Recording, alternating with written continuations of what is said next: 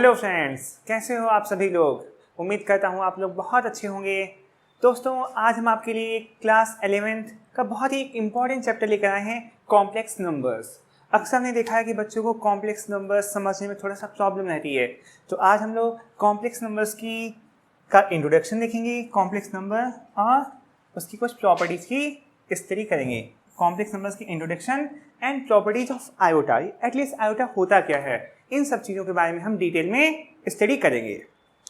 सो आज का लेक्चर हम स्टार्ट करते हैं। सबसे पहले देखना हमें बेटा इंट्रोडक्शन कि कॉम्प्लेक्स नंबर्स होती क्या हैं।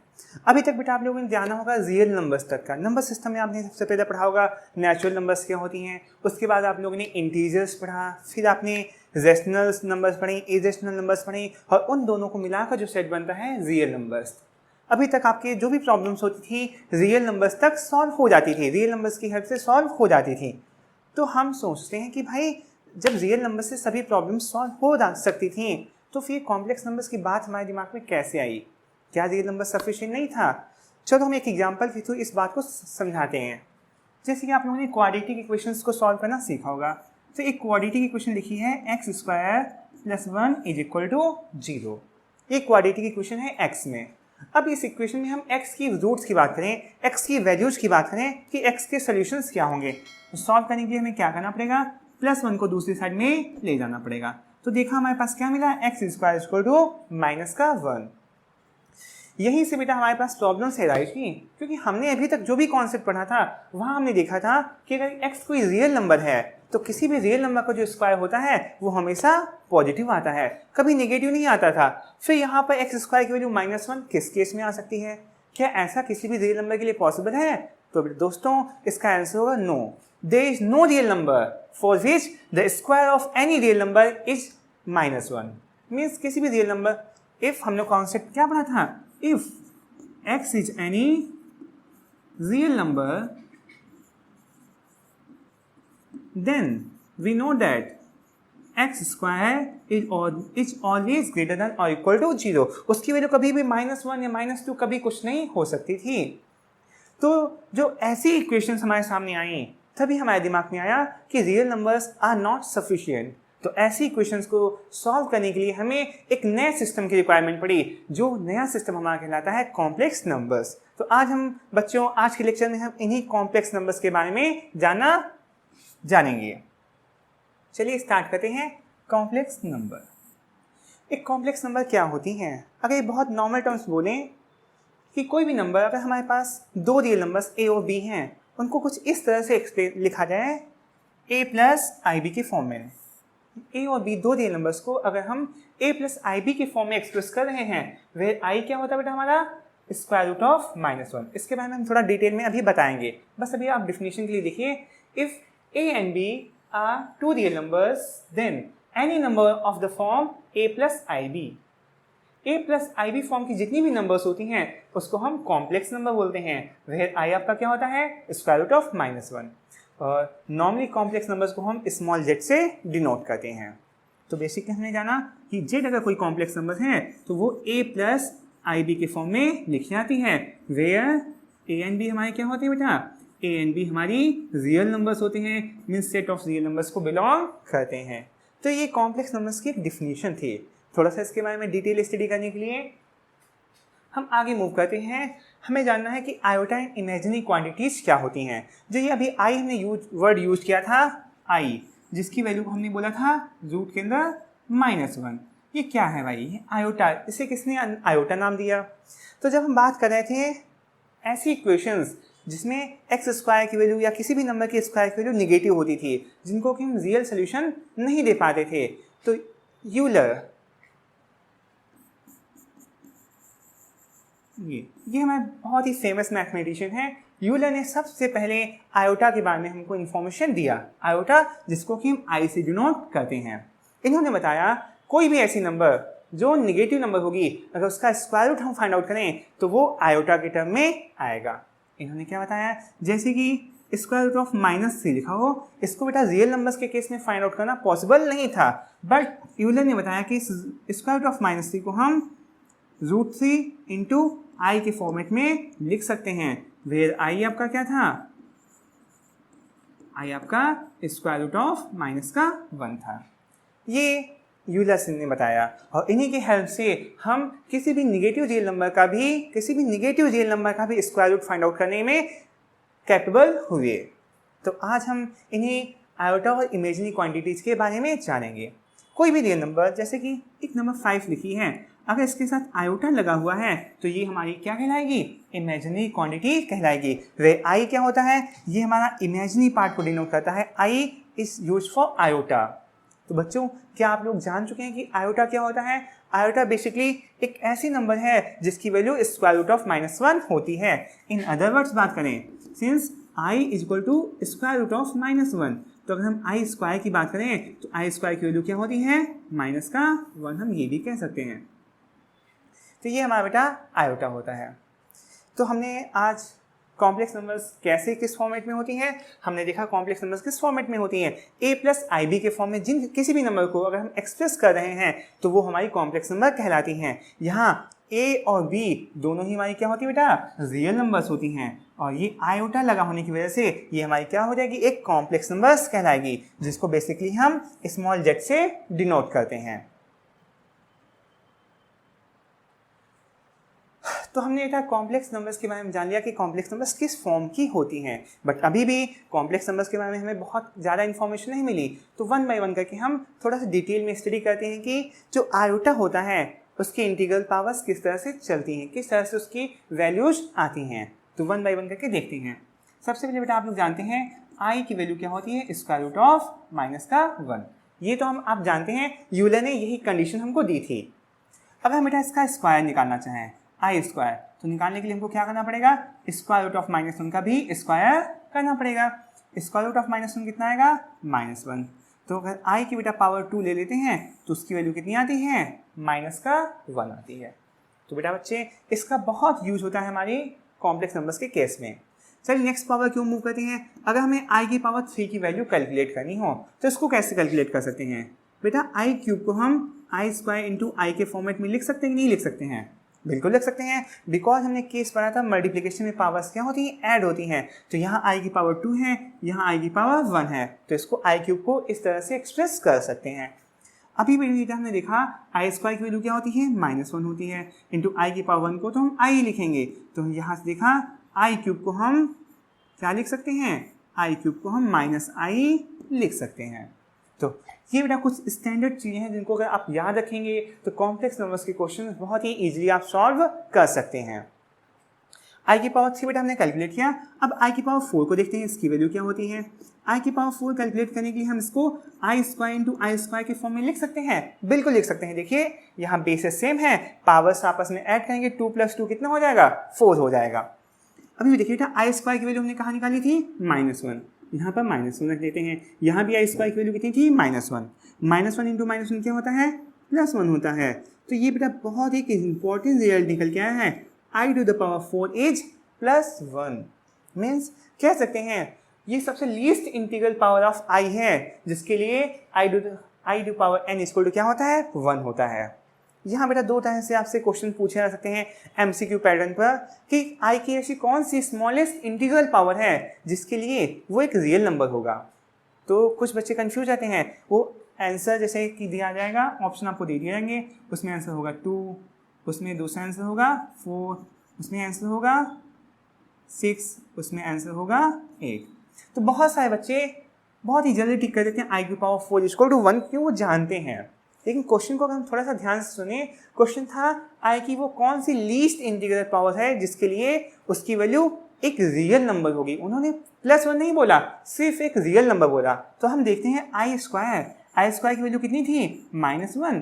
क्या -1 एक रियल नंबर नहीं है? बिल्कुल है। -1 is also a real number.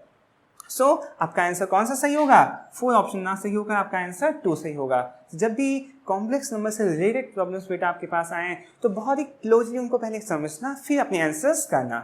तो ये बेटा हमारी इंटीग्रल पावर्स थी, जो कि अब इसी तरह से बेटा अगर हमको आई की बहुत मल्टीपल पावर्स फाइंड आउट करनी है तो हम आई की पावर 4 के टर्म में उसको ब्रेक करके उसकी वैल्यू फाइंड आउट करेंगे। इस पर रिलेटेड भी कुछ क्वेश्चंस देखते हैं।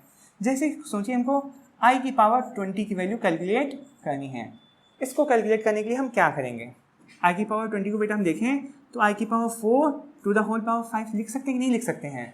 देखिए आई की power 4 to the whole power 5 लिख सकते हैं, बिकॉज पावर के ऊपर पावर का आपस में क्या होता है, मल्टीप्लाई होता है। 4 इंटू 5 वापस आपका क्या बन जाएगा, 20 बन जाएगा। आई की पावर 4 के बारे में हम क्या जानते हैं, इसकी वैल्यू क्या होती है 1, और 1 की पावर कितनी बची 5, और 1 की पावर कुछ भी हो उसकी वैल्यू हमेशा क्या आती है 1 आती है। तो इस तरह से अगर आई की मल्टीपल पावर्स होती हैं तो उनको हम इस तरह से उसकी वैल्यू फाइंड आउट कर सकते हैं। अब आप लोग कहेंगे सर ये तो बहुत ही आसान सा क्वेश्चन हो गया था, क्योंकि ये 4 का एग्जैक्ट मल्टीपल बन रहा था। अगर एग्जैक्ट मल्टीपल ना बने तब हम क्या करेंगे, तो देखते हैं उसके लिए भी क्या कर सकते हैं। जैसे कि हमने ये क्वेश्चन दे दिया आई की पावर 23, देख रहे हैं जो पावर है ये 4 का एग्जैक्ट मल्टीपल नहीं है, तो अब इसकी वैल्यू कैसे फाइंड आउट करेंगे। तो हम ये जानते हैं कि 23 से पहले ऐसी कौन सी इंटीजर होती है जो 4 का एग्जैक्ट मल्टीपल होती है। हम जानते हैं 20 जो होता है 4 का एग्जैक्ट मल्टीपल होता है, तो उससे आई की पावर 20 इंटू आई की पावर 3 के फॉर्म में ब्रेक कर लेते हैं। पहले जो एग्जैक्ट मल्टीपल इस 23 पावर से पहले जो भी नंबर 4 से कंप्लीटली डिवाइड हो रही होती है उसको अलग कर देते हैं, और जो रिमेनिंग पावर होती है उसको अलग लिख देते हैं।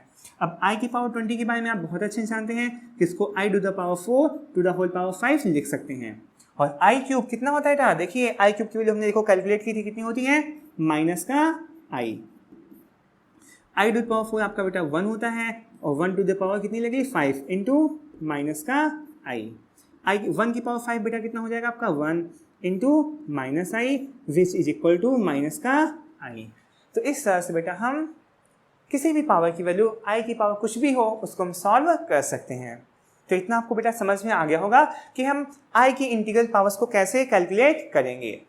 एक बेटा बहुत ही अच्छा रिलेशन होता है, उसके बारे में भी हम बात करेंगे। क्या रिलेशन होता है, सोचिए कि हमको वैल्यू निकालनी है आई की power 1 plus i square plus i cube plus i to the power 4।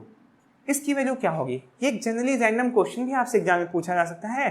What is the value of the sum of 4 consecutive powers of i, iota की 4 कंसेक्यूटिव पावर्स का सम क्या होगा।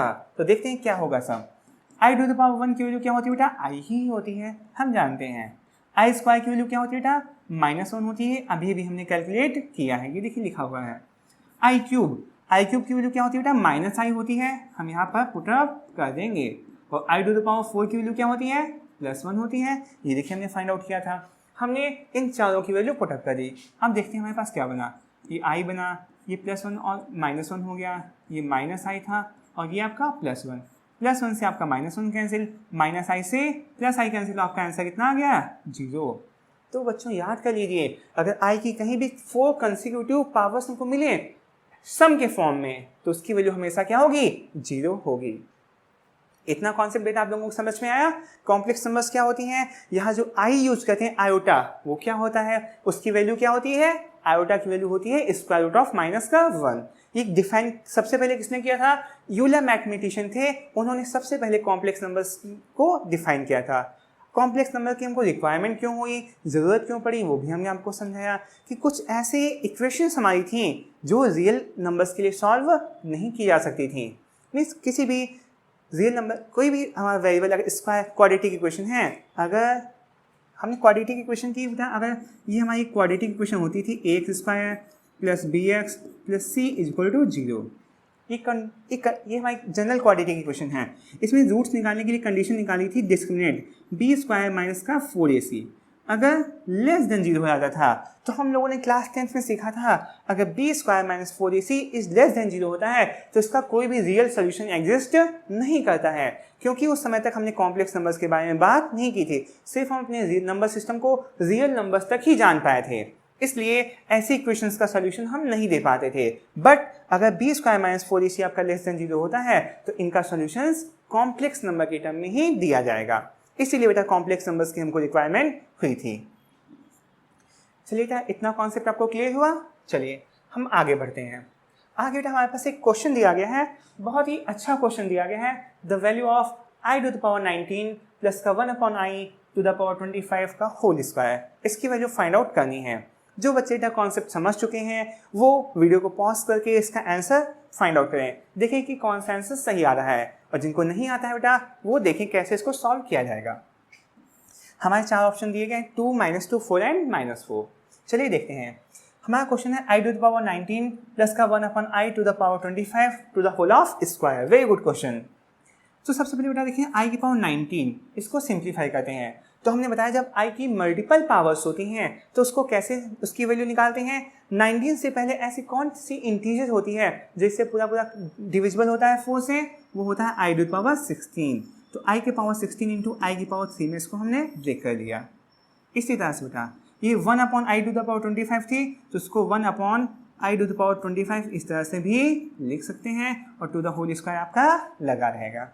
यहाँ तो आप बेटा जानते हैं i की पावर 16 को क्या लिखने वाले हैं, i टू द पावर 4 का होल पावर 4। कि 4 का जब 4 में मल्टीप्लाई करते हैं, पावर के ऊपर एक और पावर लगी है, तो 4 का 4 में मल्टीप्लाई करेंगे तभी आपका कितना आएगा, 16 आएगा, इंटू आई क्यूब की वैल्यू कितनी होती है, माइनस का i प्लस का 1/। बेटा यहाँ भी हमको वही कॉन्सेप्ट अप्लाई करना है कि 25 से पहले ऐसी कौन सी पॉजिटिव इंटीजर या इंटीजर होती है जो 4 से एग्जैक्टली डिविजिबल होती है। तो आप सभी जानते हैं 24 जो होता है वो 4 से कंप्लीटली डिवाइड हो जाता है। तो इसको हम i to the power 24 into i to the power 1 में पहले ब्रेक कर लेते हैं और इस कंप्लीट के ऊपर होल स्क्वायर लिखा हुआ है। अब ज़रा बच्चों बताइए i टू द पावर 4 कितना होता है, हमने बहुत पढ़ाया है। i टू द पावर 4 आपका कितना होता है, 1 होता है। तो हम i की पावर 4 की जगह कितना अप्लाई करेंगे, 1 टू द पावर कितनी लगी बेटा, 4 इंटू में माइनस का i आपका एज इट इज रहेगा, प्लस का 1/। यहाँ भी i की पावर बेटा 24 है।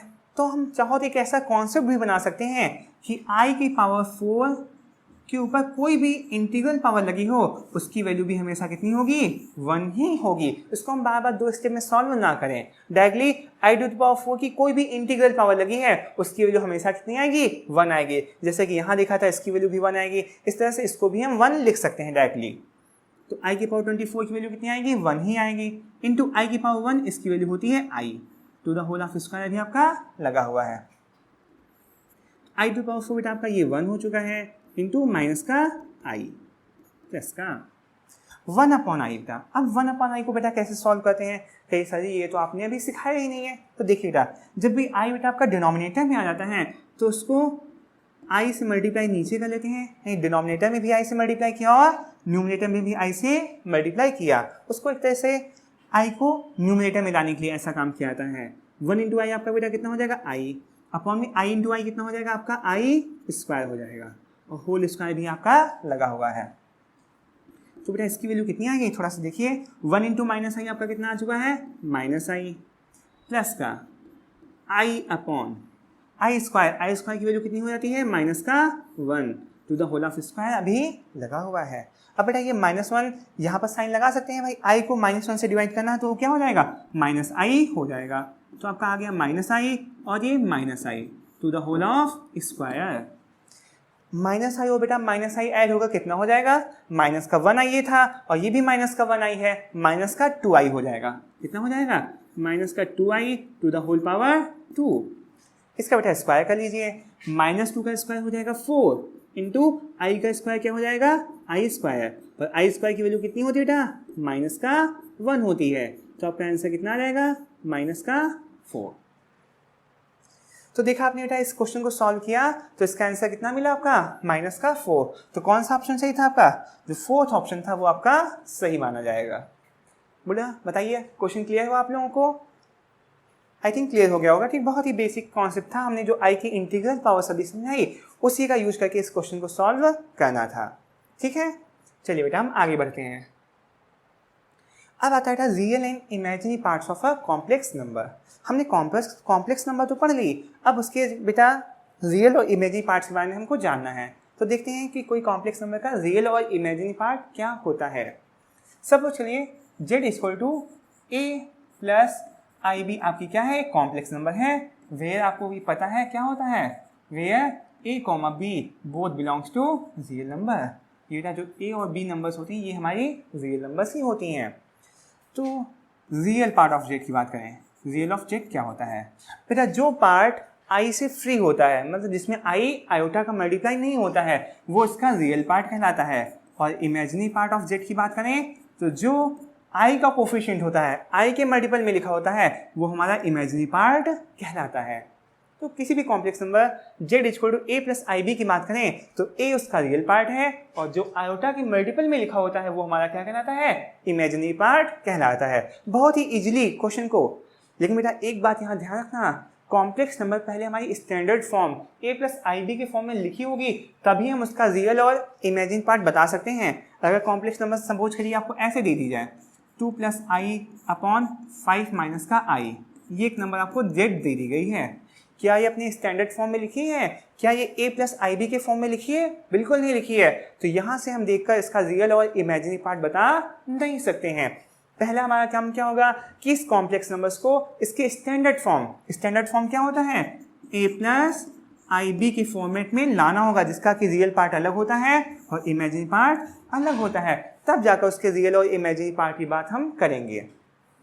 ठीक है, तो ये हमारा फॉर एग्जाम्पल अगर हम एक कोई कॉम्प्लेक्स नंबर लेके देख लेते हैं, जैसे z इक्वल हमने दे दिया 5 माइनस का 4i। आपको इस क्वेश्चन में क्या बताना है, इस कॉम्प्लेक्स नंबर्स का रियल पार्ट क्या है और इमेजिनरी पार्ट क्या है। तो सब जब बात करते हैं रियल ऑफ z की, तो हम बात करते हैं जो पार्ट i से फ्री होता है, आयोटा से फ्री होता है, वो हमारा रियल पार्ट कहलाता है। यहाँ पर दिख रहा है कि जो 5 है ये हमारा क्या है, इस कॉम्प्लेक्स नंबर का रियल पार्ट है। Now come to the imaginary part of z।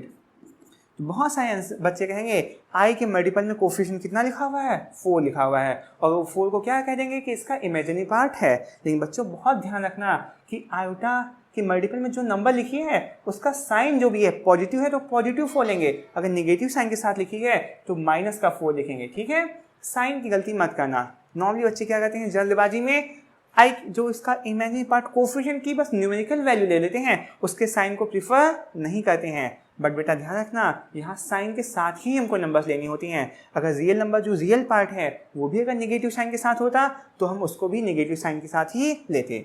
चलिए एक एग्जांपल और ले लेते हैं, जैसे कि z इक्वल टू हमको दे दिया गया है -2 प्लस 5i। तो बताइए था इसमें रियल पार्ट ऑफ z क्या होगा। देख रहे हैं आप लोग ना, ये जो माइनस का 2 लिखा हुआ है ये रियल पार्ट है, और इमेजिनरी पार्ट क्या होगा, इमेजिनरी पार्ट क्या होता है, जो i का कोफिशिएंट होता है, i को कोफिशिएंट यहाँ +5 है तो इसका इमेजिनरी पार्ट आपका कितना हो जाएगा, +5 हो जाएगा। तो आई थिंक अब आप लोगों को क्लियर हो चुका होगा कि किसी भी कॉम्प्लेक्स नंबर के रियल और इमेजिनरी पार्ट क्या होते हैं। अच्छा एक बात बताइए बेटा कि क्या जैसे हमने एक रियल नंबर लिख दी 5, क्या ये कॉम्प्लेक्स नंबर है या नहीं है। बहुत ही नॉर्मल क्वेश्चन आता है, राइट होता है जब भी आप कॉम्प्लेक्स नंबर्स पढ़ते हैं। तो जैसे एक रियल नंबर 5 लिख दी गई, एक रियल नंबर है, क्या ये कॉम्प्लेक्स नंबर कहलाएगी। तो आप देखिए बेटा बच्चों, हम 5 को i इंटू 0 लिख सकते कि नहीं लिख सकते हैं, लिख सकते हैं। देखिए 5 भी आपकी रियल नंबर है और i के मल्टीपल में जो 0 लिखा है ये भी तो एक रियल नंबर है। और कॉम्प्लेक्स नंबर की डेफिनेशन में हमने देखा था उसको a प्लस आई बी के फॉर्म में लिखा जाए और a और b दोनों ही रियल नंबर होनी चाहिए। तो देखो इसको हमने a plus i into b के फॉर्मेट में लिखा, जहाँ पर आपकी a भी रियल नंबर थी और b भी रियल नंबर है। तो हम कह सकते हैं कि अगर 5 लिखा है सिर्फ तो वो भी हमारी कॉम्प्लेक्स नंबर कहलाएगी, जिसका कि इमेजिनरी पार्ट पूरी तरह से 0 है। तो इस तरह से नंबर सिस्टम में हमने जिन भी नंबर्स के बारे में हमने पहले से पढ़ रखा है, मीन्स चाहे वो नेचुरल नंबर्स हो, चाहे वो हमारी इंटीजर्स हो, चाहे वो रेशनल नंबर्स हो या इरेशनल नंबर्स हो, इनडायरेक्टली जो भी रियल नंबर का सेट होता है वो कॉम्प्लेक्स नंबर्स भी हो सकती हैं। लेकिन बेटा ध्यान रखना कि सभी रियल नंबर्स तो कॉम्प्लेक्स नंबर्स हो सकती हैं, बट इसका कन्वर्स ट्रू नहीं है। आप ये मत कहिएगा कि all the complex numbers are also real numbers, because ऐसा सही नहीं है। जैसे कि हमने 2 प्लस का CI दे दिया, ये एक कॉम्प्लेक्स नंबर तो है, बट क्या ये एक रियल नंबर है, नहीं, क्योंकि इसमें इमेजिनरी पार्ट i लिखा हुआ है, आयोटा लिखा हुआ है, तो ये सिर्फ एक कॉम्प्लेक्स नंबर है, इसको रियल नंबर नहीं कह सकते हैं। बट जितनी भी रियल नंबर्स होती हैं उनको हम कॉम्प्लेक्स नंबर्स जरूर कह सकते हैं, बिकॉज उनको a प्लस का IB के फॉर्मेट में हम एक्सप्रेस कर सकते हैं। तो अब बेटा हम समझ सकते हैं कि आप लोग कॉम्प्लेक्स नंबर्स के बारे में बेसिक इन्फॉर्मेशन आप सीख चुके हैं, बेसिक नॉलेज आपको पता चल चुका है। चलिए देखते हैं हमारा नेक्स्ट टॉपिक क्या है। एक और क्वेश्चन, बहुत ही अच्छा क्वेश्चन हमको दिया गया है, फाइंड द इमेजिनरी। बेटा ये IM ऑफ दिस लिखा हुआ, मीन्स इस कॉम्प्लेक्स नंबर का हमको इमेजिनरी पार्ट फाइंड आउट करना है। तो जिनको भी बेटा अभी हमने रियल एंड इमेजिनरी पार्ट का कॉन्सेप्ट समझाया है वो लोग अगर समझ चुके हैं तो वीडियो को रोक कर तुरंत उसको सॉल्व करें, फिर आंसर को टिक करें। और जिन्हें बेटा अभी कुछ प्रॉब्लम है वो हमारे साथ देखेंगे कैसे इसको सॉल्व करना है। सबसे पहले देखो बेटा, हमने देखा कि हमारी जो कॉम्प्लेक्स नंबर है वो क्या लिखी हुई है, 3 + i to the whole of square divided by 7 minus का i। सबसे पहले देखें क्या ये स्टैंडर्ड फॉर्म a + ib के फॉर्मेट में लिखी है, तो हम कहेंगे नहीं सर, यहाँ तो न्यूमरेटर में भी i है, डिनोमिनेटर में भी i है, तो ये इसका स्टैंडर्ड फॉर्म नहीं है। तो सबसे पहला हमारा काम क्या होगा कि इसको स्टैंडर्ड फॉर्म में कन्वर्ट करें। तो देखिए कन्वर्ट करने के लिए करते क्या हैं, सबसे पहले तो बेटा ये होल स्क्वायर के फॉर्मेट में लिखी है, इसको ओपन करते हैं। पहला ही क्वेश्चन लेकिन बहुत अच्छा क्वेश्चन आ गया है बेटा, अगर इसे आपने सीख लिया तो आई थिंक आप कॉम्प्लेक्स नंबर्स की जो बेसिक प्रॉब्लम्स हैं उनको आप इजीली कर पाएंगे। चलिए बेटा a + b का होल स्क्वायर है, आप लोग बहुत अच्छे से फॉर्मूला जानते हैं, a² + b² प्लस का 2ab। ये बेटा इसका फॉर्मूला हमने ओपन कर दिया। अपॉन बेटा 7 माइनस i आपका एज इट इज अभी लिखा था हमने। थोड़ा सा और देखिएगा, 3 का स्क्वायर बेटा कितना होता है आपका 9 होता है, प्लस i² की वैल्यू कितनी होती है बेटा, हम लोगों को अब तो याद हो चुकी है ना, i² जहाँ भी दिखेगा उसको हम -1 पुटअप कर देंगे। प्लस का बेटा देखिए 2 3 या 6, तो 6 × i आपका कितना हो जाएगा 6i, डिवाइड में आपका कितना लिखा हुआ 7 माइनस का i ये भी लिखा हुआ है। अब देखिए बेटा ये 9 भी एक रियल पार्ट है और -1 भी एक रियल नंबर है ना, तो 9 में बेटा -1 ऐड करेंगे तो आपका कितना आ जाएगा प्लस का 8 बचेगा और प्लस का 6i डिवाइडेड बाई 7 माइनस का i। चलो ठीक है, तो ये आपका बन चुका है। अब हमने मतलब कि हमें स्क्वायर जो लगा था उसको हमने ओपन कर लिया। अभी भी ये क्या स्टैंडर्ड फॉर्म में आ चुका है, नहीं कहेंगे सर अभी ऊपर भी i लिखा हुआ है नीचे भी i लिखा हुआ है, तो क्या ये जो z का स्टैंडर्ड फॉर्म होता है a + ib है उस फॉर्मेट में लिखा हुआ है, अभी नहीं लिखा हुआ है। तो उसको उस फॉर्मेट में लाने के लिए क्या करते हैं, जो डिनोमिनेटर में नंबर लिखी है इसके जस्ट अपोजिट साइन से इसको मल्टीप्लाई और डिवाइड करते हैं। 7 माइनस i लिखा था, इसको 7 + i से मल्टीप्लाई डिनोमिनेटर में भी करेंगे और न्यूमरेटर में भी मल्टीप्लाई कर देते हैं। ये कॉन्सेप्ट आप लोगों ने क्लास 10 में बहुत सीखा है। चलिए मल्टीप्लाई करते हैं।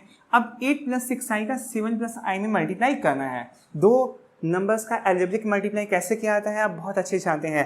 पहले पहली नंबर का इन दोनों नंबर के साथ प्रोडक्ट लेते हैं, फिर सेकंड नंबर का भी इन दोनों नंबर के साथ प्रोडक्ट लिया जाता है। तो कहते हैं बेटा 8 का मल्टीप्लाई हम 7 में करेंगे, 8 7 आपका कितना आएगा 56। फिर इस 8 का मल्टीप्लाई i में करेंगे, आपका आ जाएगा 8i। इसी तरह से 6i का मल्टीप्लाई 7 में करेंगे तो 7 6 से आपका कितना हो जाएगा 42i, और 6i का जब i में करेंगे तो आपका जानते हैं कितना हो जाएगा 6i² डिवाइडेड बाई डिनोमिनेटर में बेटा देखिए a + b a - b एक आइडेंटिटी बन रही है, और आइडेंटिटी क्या होती है a + b a - b a² minus का b² होता है कि नहीं होता बेटा। हम लोग ने क्लास में 10th में कुछ आइडेंटिटीज पढ़ी थी, a + b to the whole of square, a - b to the whole of square and a² minus का b²। तो ये आपकी बेटा थर्ड वाली प्रॉपर्टी यहाँ पर यूज हो रही है। चलिए बेटा और थोड़ा सा सिंप्लीफाई करते हैं। देखिए बेटा 56 आपका ये लिखा हुआ है, ठीक है, 8i प्लस का 42i, देखिए लाइक टर्म्स है कि नहीं है, i और i वाले टर्म्स है तो ये ऐड हो जाएंगे। 42 + 8 आपका कितना होता है 50, तो यहाँ पर आपका आ जाएगा 50i प्लस का 6i², i² की वैल्यू बेटा आप लोग बहुत अच्छे से जानते हैं क्या होती है -1 डिवाइडेड बाई 7 का स्क्वायर बेटा आपका कितना हो जाएगा 49 माइनस का i² आपका कितना होता है -1। समझ में आया बेटा, हमने जो आयोटा की प्रॉपर्टीज होती हैं, आयोटा की इंटीग्रल पावर्स होती हैं, उनका हमने यूज किया। अब बेटा हम देखते हैं ये 6 × -1 आपका कितना हो जाएगा, ये 56 आपका लिखा हुआ है प्लस का 50i भी आपका लिखा हुआ है, और 6 × -1 आपका कितना हो जाता है -6 डिवाइडेड बाई 49, और माइनस इंटू माइनस क्या हो जाएगा आपका बेटा यहाँ +1 हो जाएगा। ये नॉर्मल कैलकुलेशन आप लोगों को बहुत अच्छे से आता है। अब देखिए बेटा 56 माइनस का 6 कितना बचता है आपके पास 50 बचेगा, 56 माइनस 6 कितना बचेगा 50 प्लस का 50i डिवाइडेड बाई 50। ये इस तरह का क्वेश्चन बन गया। अगर हम बेटा न्यूमरेटर से देखिए 50 कॉमन मिल सकता है हमारा, अगर यहाँ पर थोड़ा सा देख लीजिए बेटा 50 न्यूमरेटर से कॉमन मिल जाएगा तो बचेगा 1 प्लस का i डिवाइडेड बाई 50। 50 से 50 आपका बेटा कैंसिल हो जाएगा और 1 प्लस i बची। 1 प्लस कॉम्प्लेक्स नंबर हमारी जो जेड थी स्टैंडर्ड फॉर्म में आ गई है। ठीक है, ये कॉम्प्लेक्स नंबर बेटा हमारी क्या स्टैंडर्ड फॉर्म में आ गई है। अब हमको बेटा इसका क्या बताना था, इमेजिनरी पार्ट बताना था। इमेजिनरी पार्ट क्या होता है, जो आयोटा के मल्टीपल में लिखा था। ये बेटा देखिए यहाँ 1 ये आपका रियल पार्ट है और आई के मल्टीपल में कुछ नहीं था यहाँ पर, तो क्या होता है 1 होता है कि नहीं होता है। तो इस कॉम्प्लेक्स नंबर का इमेजिनरी पार्ट कितना हुआ, ये आपका बेटा 1 जो था इस कॉम्प्लेक्स नंबर का इमेजिनरी पार्ट था। तो कौन सा ऑप्शन सही हुआ, सी। तो जिन भी बच्चों ने बेटा सी ऑप्शन सही टिक किया है वो उनका सही होगा। तो बताइए आप लोगों को ये क्वेश्चन प्रॉब्लम समझ में आई। इसी टाइप के बेटा बेसिकली आपको प्रॉब्लम्स मिलेंगी जहां पर आपको क्या करना होगा, किसी भी कॉम्प्लेक्स नंबर को उनके स्टैंडर्ड फॉर्म में लाना होगा, उसका रियल पार्ट क्या है, उसका इमेजिनरी पार्ट क्या है, ये आपको बताना रहेगा। तो बेटा यहाँ तक क्लियर हुआ, हम आगे मूव करें। चलिए हमारा नेक्स्ट टॉपिक रहेगा इक्वलिटी ऑफ कॉम्प्लेक्स नंबर्स। तो बेटा यहाँ पहले तो हम इक्वलिटी की बात करेंगे, फिर एक बहुत इंपॉर्टेंट बात करेंगे जो बहुत सारे बच्चे नहीं जानते होंगे। ठीक है, तो सबसे पहले बात कर लेते हैं इक्वलिटी क्या होती है। तो हमने जैसे कि बात की थी दो रियल नंबर्स की बात की थी। कोई दो रियल नंबर्स कब इक्वल होती हैं, जब वो न्यूमेरिकली क्या उनकी वैल्यू इक्वल होती है। जैसे 5 इज इक्वल टू 5 होता है कि नहीं होता है, 5 5 के इक्वल है, तो यहाँ पर हम कह सकते हैं कि ये दो रियल नंबर्स आपस में इक्वल हैं। ऐसे ही हम कॉम्प्लेक्स नंबर्स की इक्वलिटी की बात करेंगे। सपोज करिए Z1 हमारे पास एक कॉम्प्लेक्स नंबर है A1 plus I into B1, ये पहली कॉम्प्लेक्स नंबर है। J2 एक दूसरी कॉम्प्लेक्स नंबर है Z2, क्या लिखी हुई है A2 plus I into B2। ये दो कॉम्प्लेक्स नंबर्स हैं। तो एक बात बिल्कुल बेटा आपको याद पता होनी चाहिए, जो इसके A1 B1 A2 B2 ये कोफिशिएंट्स हैं, ये सब कहाँ से बिलोंग करेंगे, A1 A2 B1 B2, ये सारी की सारी आपकी क्या होंगी, रियल नंबर्स ही होंगी। हमने बात करी है ये दो कॉम्प्लेक्स नंबर्स हैं A1 plus IB1 A2 plus IB2 के फॉर्मेट में लिखी हुई हैं, जहाँ पर बेटा ये A1 जो scalars A1 A2 B1 B2 होते हैं ये हमारी रियल नंबर्स होती हैं। अब हम बात करें कि Z1 और Z2 इक्वल कब हो सकते हैं, Z1 Z2 के इक्वल कब होगा। एक बहुत important, if Z1 equal to Z2, then बेटा एक ही पॉसिबिलिटी है कि Z1 और Z2 इक्वल हो सकते हैं जब दोनों ही कॉम्प्लेक्स नंबर्स का रियल पार्ट आपस में इक्वल हो जाए। पहली कंडीशन क्या, ये दो कॉम्प्लेक्स नंबर्स हमको इक्वल बतानी है, तो ये दो कॉम्प्लेक्स नंबर्स आपकी इक्वल तभी होंगी जब उनका रियल पार्ट के इक्वल हो जाएगा और इमेजिनरी पार्ट के इक्वल हो जाएगा। Means A1 is equal to A2 and B1 is equal to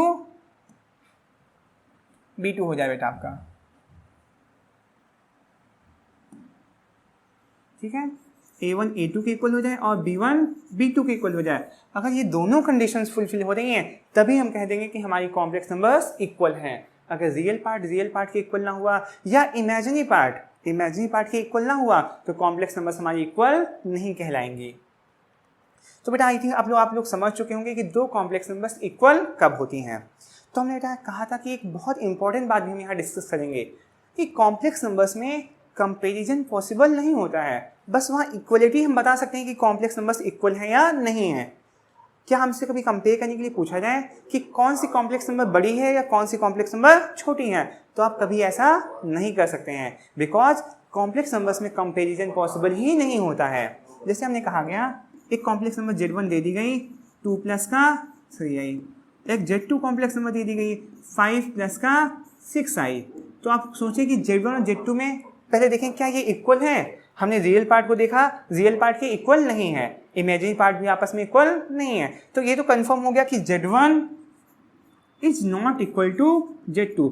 बस इतना हम बता सकते हैं कि कॉम्प्लेक्स नंबर्स इक्वल है या नहीं है। अगर हमसे आगे कोई पूछे क्या Z2 बड़ा होगा या Z1 बड़ा होगा, इसके बारे में हम कोई इन्फॉर्मेशन नहीं दे सकते। क्यों, क्योंकि ये बेटा इमेजिनरी नंबर्स हैं, इमेजिनरी नंबर्स जिनके बारे में हमको कोई एग्जैक्ट इन्फॉर्मेशन नहीं पता होती है, तो हम उनके बड़े या छोटे होने को हम बेटा कैसे बता सकते हैं किसी के बारे में।